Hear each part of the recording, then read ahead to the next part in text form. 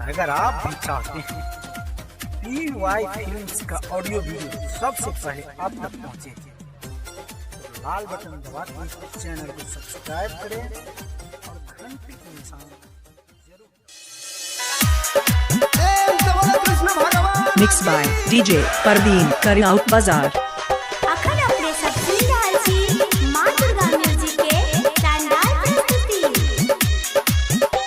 तयलै जसोदा घरे कन्हैया गोकुल बधैया बाजै छै।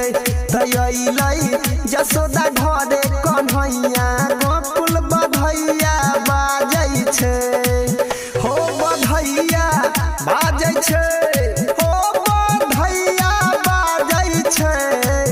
ओइलै खुशी के रे समैया गोकुल बधैया बाजै छै।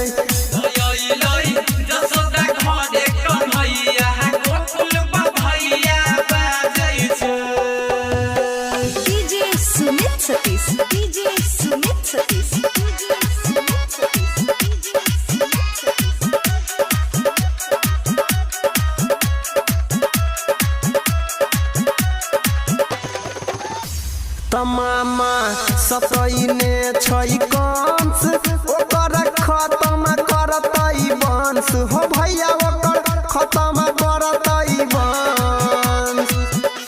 तमामा सतैने छै कंस, ओकर खत्म करतै वंश। हो भैया ओकर खत्म करतै वंश।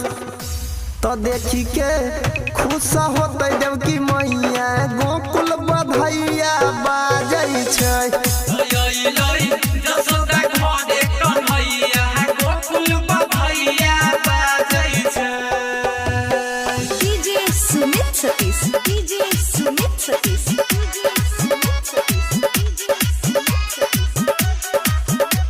अभी आप सुन रहे हैं करियौत बाजार से PY फिल्म्स की शानदार प्रस्तुति।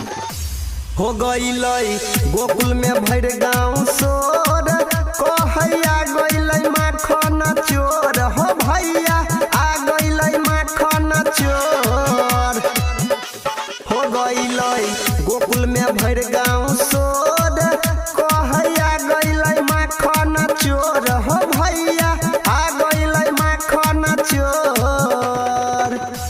तो सबके पार करै छै उनैया गोकुल बधैया बाजै छै।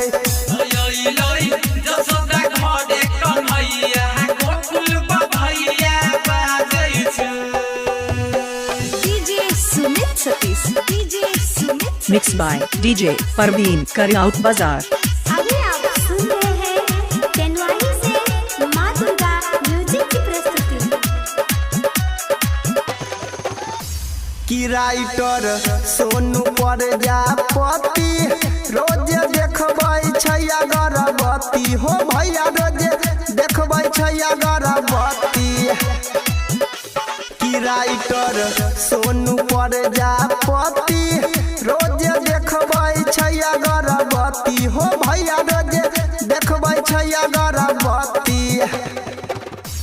तोई नहीं के दुआ से अनिल गबैया बनलै बधैया गाबै छै।